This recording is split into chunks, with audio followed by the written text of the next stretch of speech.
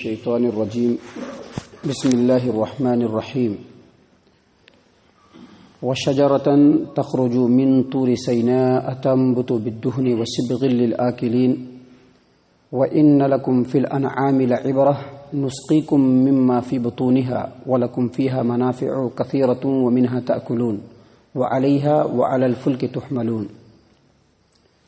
اور اسی پانی سے طور سینا سے ایک درخت اگتا ہے جو روغن لیے ہوئے اگتا ہے اور کھانے والوں کے لیے سالن ہے، اور بے شک تمہارے لیے چوپایوں کے اندر بھی عبرت ہے اور نصیحت ہے۔ اس کے پیٹ کے اندر جو کچھ ہوتا ہے اس میں سے ایک چیز ہم تم کو پلاتے ہیں، اور ان چوپایوں میں تمہارے لیے بہت زیادہ منافع ہیں، اور اس میں سے بعض کو تم کھاتے ہو، اور اس میں سے بعض پر سوار ہوتے ہو، اور کشتی پر بھی تم سوار ہوتے ہو۔ معزز سامعین کرام، یہ سورۃ المومنون ہے، اور سورۃ المومنون سے ابھی آپ کے سامنے آیت نمبر 20، 21 اور 22 یہ 3 آیات تلاوت کی گئی، اس کا ترجمہ پیش کیا گیا۔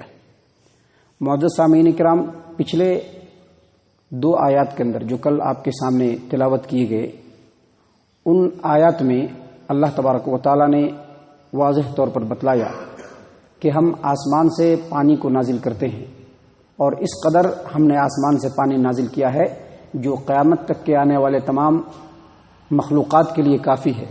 اتنا پانی ہم نے زمین پہ اتار دیا ہے، اور پھر اس کے اوپر اس کے ساتھ پروسیجر بھی لگا دیا ہے کہ وہ پانی ہمیشہ روٹیٹ ہوتا رہے گا، اور پانی جتنا اللہ تبارک و تعالیٰ نے آسمان سے اس زمین پہ اتارا تھا آج بھی اتنا ہی موجود ہے۔ اللہ نے فرمایا کہ اسی پانی کے ذریعے سے ہم باغات، کھجور کے اور انگور کے باغات اگاتے ہیں، جس کو تم کھاتے بھی ہو اور جس سے تم اپنی تجارت بھی کرتے ہو، معاش بھی کرتے ہو۔ آگے اللہ تبارک و تعالیٰ انہی نشانیوں کو ذکر کرتے ہوئے فرمایا وَشَجَرَةً تَخْرُجُ مِن طُورِ سِينَاءَ، اور جو پانی ہم اوپر سے اتارتے ہیں، نازل کرتے ہیں، اسی پانی سے طور سینا کے اندر ایک درخت اگتا ہے، ایک درخت، اور وہ درخت جو ہوتا ہے وہ بہت سارے تیل کو لیے ہوئے اگتا ہے، یعنی اس سے بہت سارے تیل حاصل ہوتے ہیں، اور وہ جو تیل ہوتا ہے وہ کھانے والوں کے لیے سالنے کا بھی کام کرتا ہے۔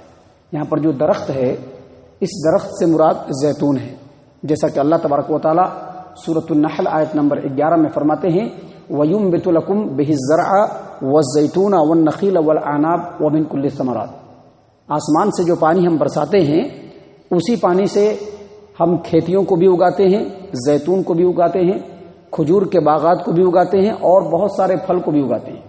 تو یہاں پر جو شجرتن ہے، پیڑ، درخت سے مراد زیتون کا درخت ہے، اور اس کا جو اصلی وطن ہے، اس کی جو اصل پیدائش ہے وہ شام اور فلسطین کے اندر۔ اسی لیے یہاں پر آپ دیکھ رہے ہیں اللہ تبارک و تعالیٰ نے فرمایا وَشَجَرَةً تَخْرُجُ مِن طُورِ سِينَاءَ، طور سینا سے۔ طور سینا جو ہے یہ وہ پہاڑ ہے جہاں پر موسیٰ علیہ السلام گئے تھے۔ یہ شام کا جو ہے ایک مشہور و معروف جگہ ہے، اس لیے اس کا نام لیا گیا ہے کہ طور سینا سے اس درخت کو اللہ تبارک و تعالیٰ اگاتا ہے۔ اس کا اصل جو پیدائش ہے، اس کی جو اصل پیدائش ہے، اس کا اصل جو اگنے کی جگہ ہے وہ ملک شام ہے اور ملک فلسطین ہے، وہیں پر یہ درخت نکلتا ہے۔ اس درخت کا جو قد ہوتا ہے، اس کی جو عمر ہوتی ہے، اور بہت جو گھنا درخت ہوتا ہے، بالکل اس طرح سے ہوتا ہے جیسے ہمارے یہاں برگد کا درخت جو ہوتا ہے بہت لمبا ہوتا ہے، اس کی شاخائیں بہت پھیلی ہوئی ہوتی ہیں، اور بہت سال تک یہ درخت رہتا ہے۔ بلکہ آپ نے دیکھا ہوگا، مشاہدہ کیا ہوگا کہ برگد کا جو درخت ہوتا ہے جب بہت زیادہ پرانا ہو جاتا ہے تو اس کی جو شاخ ہوتی ہے وہ اوپر سے پھر نیچے کی طرف آتی ہے، اور آ کر کے زمین کے پھر سہارا لے لیتی ہے، زمین میں پھر وہ گڑ جاتی ہے۔ تو بالکل اسی طرح سے زیتون کا بھی درخت ہوتا ہے، بہت عمر دراز ہوتا ہے، بہت پھیلا ہوا ہوتا ہے، اور اس سے تیل بہت زیادہ نکلتا ہے، وافر مقدار میں تیل نکلتا ہے، اور یہیں سے یہ تیل جو ہے پوری دنیا کے اندر تقسیم ہوتا ہے۔ پوری دنیا میں جہاں جب یہ تیل آتا ہے وہ دراصل اسی جگہ سے آتا ہے، یعنی ملک شام سے اور ملک فلسطین سے۔ اس تیل کے اندر اللہ تبارک و تعالیٰ نے بڑی خصوصیت رکھی ہے۔ اس تیل کو اللہ تبارک و تعالیٰ نے اس قدر فائدہ مند بنایا ہے کہ اس کو انسان جہاں اپنے جسم میں مالش کے طور پر استعمال کر سکتا ہے، وہیں اس کو کھانے کے طور پر بھی استعمال کر سکتا ہے، سالنے کے طور پر بھی استعمال کر سکتا ہے۔ سالنے کے اندر جو ہم گھی وغیرہ ڈالتے ہیں اس کی جگہ پر اس کو بھی ڈال سکتے ہیں۔ اس کی بہت ساری افادیت اور اہمیت ہے اس تیل کی، اسی وجہ سے اللہ تبارک و تعالیٰ نے قرآن کریم کے اندر سورۃ التین کے اندر اس کی قسم کھائی. وہ تین وہ زیتون، قسم ہے انجیر کی اور قسم ہے زیتون کے درخت کی، کیونکہ اس کے تیل کے اندر بڑے فوائد ہیں، بہت منافع ہیں، اور اس کو اللہ تبارک و تعالیٰ نے کس سے نکالا؟ اسی پانی سے نکالا.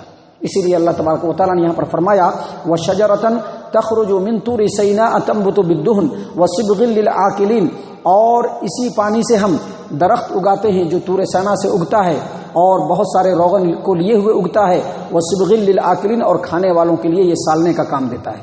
اور اس کے بعد اللہ تبارک و تعالیٰ نے مزید اپنی قدرت کی کاریگری کو بالکل باریکی کے ساتھ وضاحت کرتے ہوئے انسان کو بتلایا، کہا کہ فکر کرو، غور کرو کہ اللہ تبارک و تعالیٰ کتنا قدیر ہے، کتنا رحیم ہے، کتنا حکیم ہے.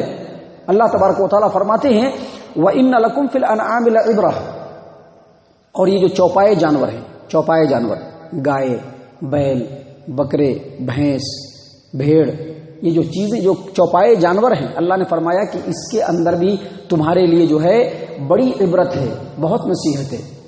کسی بھی چوپائے جانور کو دیکھو یا کسی بھی جاندار مخلوق کو دیکھو جو مادہ ہوتا ہے، مادہ جو فیمیل ہوتا ہے، اللہ نے فرمایا نسقیکم مما فی بطونہا، اس کے پیٹ میں جو کچھ ہوتا ہے اس میں سے ایک چیز ہم تم کو پلاتے ہیں.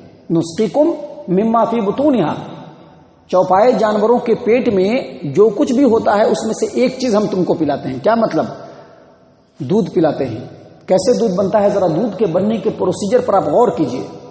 اللہ تبارک و تعالیٰ نے یہاں پر جس باریکی کی طرف ہم لوگوں کی توجہ دلائی ہے اس پر غور کرنے کا مقام ہے. یہ جو چوپائے جانور ہوتے ہیں یہ کیا کھاتے ہیں؟ گھاس پھوس کھاتے ہیں، چرتے ہیں، گھاس چرتے ہیں، سبزی کھاتے، سرسبزی جو ہریالی ہوتی ہے اس کو وہ کھاتے ہیں. اور جب وہ کھاتے ہیں تو اس کے پیٹ کے اندر وہ چیز جاتا ہے تو تین چیز بنتا ہے. ایک گوبر بنتا ہے، دوسرا خون بنتا ہے، اور تیسرا ایک بالکل اس سے ڈیفرنٹ.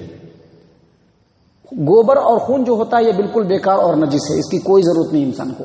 لیکن انہی دونوں کے بیچ میں سے اللہ تبارک و تعالیٰ اسی مادہ جانور جو ہوتا ہے، فیمیل ہوتا ہے، اس کے پیٹ میں دودھ اگاتا ہے، دودھ نکالتا ہے، دودھ پیدا کرتا ہے. جو دودھ اس سے بالکل ڈیفرنٹ ہوتا ہے، بالکل سفید، بالکل میٹھا، بالکل پاکیزہ.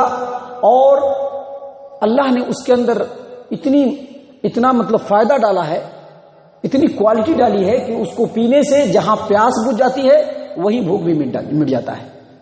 تو اللہ تبارک و تعالیٰ نے کہا کہ اس کے پیٹ میں جو بھی چیز ہے اس میں سے ایک چیز ہم تم کو پلاتے ہیں.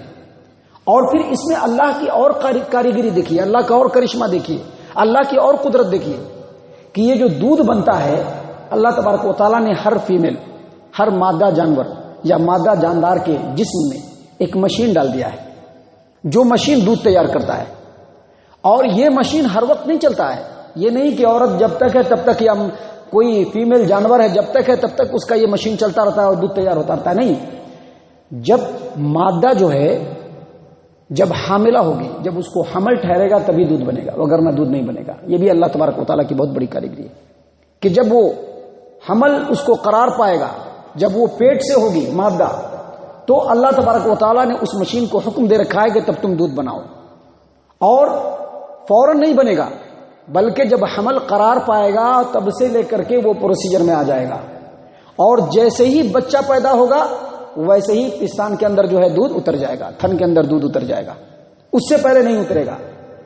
یہ نہیں ہے کہ پہلے ہی سے جو ہے دودھ اس کے تھن کے اندر ہے اور جیسے بچہ پیدا ہوگا وہ دودھ پی لے گا. نہیں، جیسے بچے کی پیدائش ہوگی ویسے ہی تھن میں دودھ اتر جائے گا.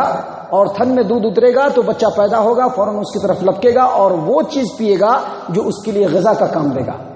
کیونکہ وہ بچہ اس کے علاوہ اور کچھ نہیں پیتا ہے، وہ بچہ اس کے علاوہ اور کچھ بھی نہیں پیتا ہے. اللہ تبارک و تعالیٰ نے اسی بات کی طرف توجہ دلاتے ہوئے کہا وَإِنَّ لَكُمْ فِي الْأَنْعَامِ لَعِبْرَةً نُسْقِيكُم مِّمَّا فِي بُطُونِهَا. چوپائے جانور کے اندر بھی تمہارے لیے نصیحت ہے، غور کرنے کی بات ہے.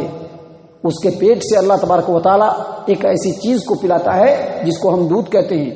نُسْقِيكُم مِّمَّا فِي بُطُونِهَا، ان کے پیٹ کے اندر جو کچھ بھی ہوتا ہے اس میں سے ایک چیز اللہ ہم کو پلاتا ہے. اور مزید اللہ تبارک و تعالیٰ نے آگے بڑھتے ہوئے کہا وَلَكُمْ فِيهَا مَنَافِعُ كَثِيرَةٌ، اور چوپائے جانور سے تم بہت فائدے اٹھاتے ہو. جو چوپایا جانور ہے اس کو پیدا کس نے کیا؟ اللہ تبارک و تعالیٰ نے. لیکن اس کا مالک کون بن جاتا ہے؟ انسان بن جاتا ہے. پیدا کس نے کیا؟ اللہ تبارک و تعالیٰ نے. لیکن اللہ تبارک و تعالیٰ نے اس کو اتنا فرما بردار بنا دیا ہے کہ اس چوپائے جانور تم پر چڑھ کر کے تم سواری کرو تب بھی کچھ نہیں کرے گا، اس کو پٹک کر کے ذبح کر دو پھر بھی وہ تمہارے تابع ہے۔ اللہ نے قرآن کریم کے اندر سورہ یاسین کے اندر فرمایا اولم یرو انا خلقنا لهم مما عملت ایدینا انعاما فهم لها مالکون، کیا ان لوگوں نے نہیں دیکھا کہ ہم نے جو کچھ بنایا ہے اس میں سے چوپائے جانور بھی ہیں جس کے یہ لوگ مالک بن گئے ہیں، وَظَلَّلْنَاهَا لَهُمْ، اللہ نے ان کو اتنا فرما بردار بنا دیا ہے، فَمِنْهَا رَكُوبُهُمْ وَمِنْهَا يَأْكُلُونَ، کہ ان میں سے بعض کے اوپر وہ سوار ہوتے ہیں اور بعض کے گوشت کو کھاتے ہیں۔ اللہ تبارک و تعالیٰ نے 72 سورہ یاسین میں فرما دیا کہ اللہ کی بنائی ہوئی چیز ہے لیکن مالک بن گیا انسان، کیوں؟ کیونکہ اللہ تبارک و تعالیٰ نے اس جانوروں کے اندر وہ فطرت ڈال دی ہے کہ تم کو انسان کی فرما برداری کرنا ہے۔ یہ ساری چیزیں کیوں؟ تاکہ انسان اللہ کی قدرت کے اوپر غور کرے، اللہ کی کاریگری کے اوپر غور کرے، اللہ کے رب ہونے پر غور کرے، اللہ کے خالق ہونے پر غور کرے، اللہ کے رحیم اور رحمان ہونے پر غور کرے، اللہ کے رزاق ہونے پر غور کرے، پورے کائنات پر اللہ کی جو قدرت ہے اور انسانوں کے لیے اور مخلوقات کے لیے جو اللہ کی رحمت ہے انسان اس پر غور کرے۔ اللہ نے کہا وَلَكُمْ فِيهَا مَنَافِعُ كَثِيرَةٌ وَمِنْهَا تَأْكُلُونَ، ان میں تمہارے لیے بہت سارے فائدے ہیں، بعض کو تم کھاتے ہو، اس کے گوشت کو کھاتے ہو، اور بعض کے اوپر سوار ہوتے ہو، وَعَلَى الْفُلْكِ تُحْمَلُونَ، اور کشتیوں پر بھی تم سوار کیے جاتے ہو۔ یہ سب اللہ کی قدرت ہے، کاریگری ہے۔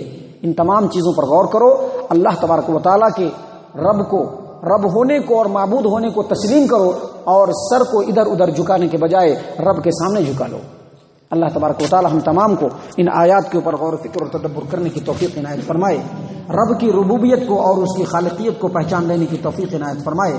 اللہ تبارک و تعالی رب کا بندہ بنائے، رب کے معبود ہونے کو تسلیم کرنے کے ساتھ ساتھ شرک سے اللہ تبارک و تعالی ہم تمام کو محفوظ فرمائے، خالص اللہ کی عبادت کر لینے کی توفیق عنایت فرمائے، صحابہ کرام کے اسوے کو اللہ تبارک و تعالی اپنانے کی توفیق عنایت فرمائے۔ آمین یا رب العالمین، وما علینا الا البلاغ المبین۔